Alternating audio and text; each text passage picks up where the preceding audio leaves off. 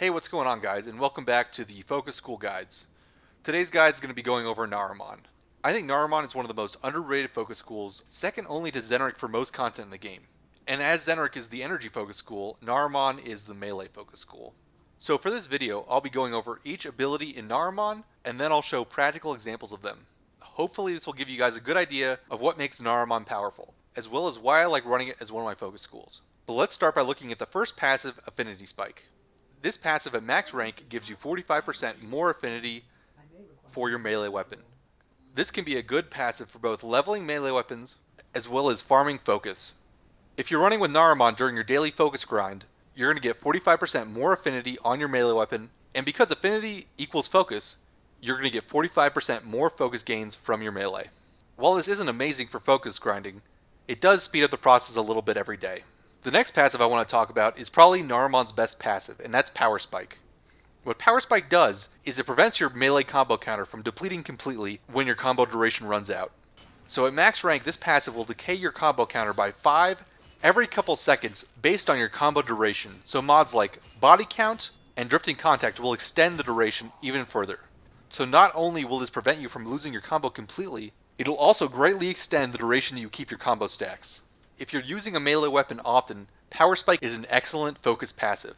The next passive I want to talk about, Executing Dash, allows Void Dash to no longer displace enemies, and it permanently opens them up to finishers until they die. For me personally, the finisher aspect of this is less important than Void Dash no longer displacing enemies, because this means that you're not going to be ragdolling enemies all over the map, and it's going to be much easier to control when and where you kill them. But if you do like performing finishers, then Executing Dash is definitely the focus passive for you. It's going to permanently open enemies up to them and increase their damage.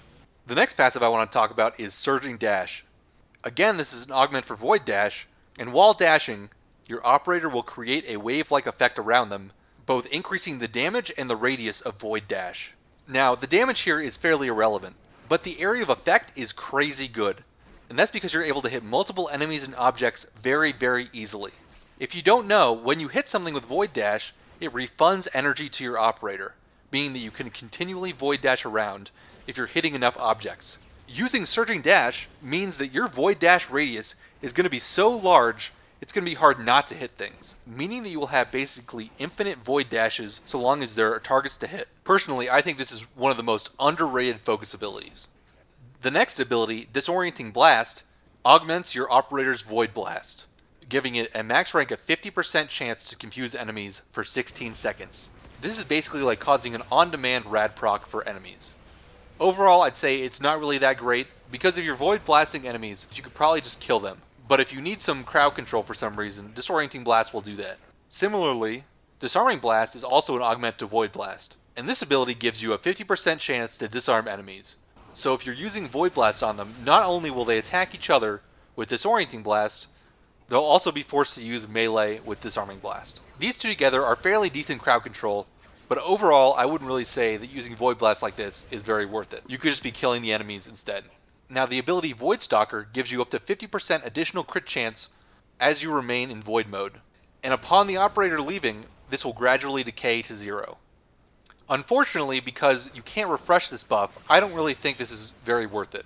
Transferring into your operator to crouch for a few seconds, especially with an extra 4 energy drain a second, is a pretty steep cost for getting 50% extra crit that decays over time. Void Hunter is again another augment for your operator's crouch.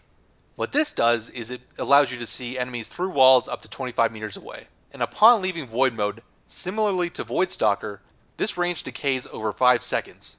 I would say Void Hunter is more practical than Void Stalker, especially because you can simply tap the crouch to see up to 25 meters away without being forced to remain in Void mode for extended periods, and it only has 1 additional energy cost a second. Unfortunately, to take this passive, you will need to take Void Stalker as well, meaning that if you want to use this, you might think about not investing more than 1 point into Void Stalker. And finally, we have the 2 waybound passives for Naramon that can be used on any focus school: Mind Step and Mind Sprint. Mind Step increases the movement speed of your operator up to 30%, and Mind Sprint increases the speed of Void Dash up to 120%. Overall, the movement speed you gain from Mind Step really isn't that great, but if you have the focus capacity, I'd suggest taking it. Mind Sprint, on the other hand, is an amazing focus passive. Because it increases the speed of the Void Dash, your Void Dash also goes farther. This means that by combining this passive with the Zenoric passive, Void Flow, that increases your operator's energy, you can travel great distances with your Void Dashes. The best place to show this off is the Plains of Eidolon. If you're just looking for the basic Naramon passive tree, this is what I'd recommend. I haven't taken Void Stalker, Void Hunter, or either of the Void Blast passives, simply because I don't find them quite as useful. But you can certainly take them if you have a big enough focus pool. But that's going to do it for this video on Naramon. I hope you guys found this useful and learned something about the Naramon Focus School. Again, like I said, this is probably my second favorite focus school for most gameplay, and the fact that melee is so good, and it's so good for melee, means that it's really useful in a lot of situations. So that's going to do it for me. Hope you guys have a good one, and if you enjoyed the video, I'd appreciate it if you leave a like, and hit that subscribe button for future content.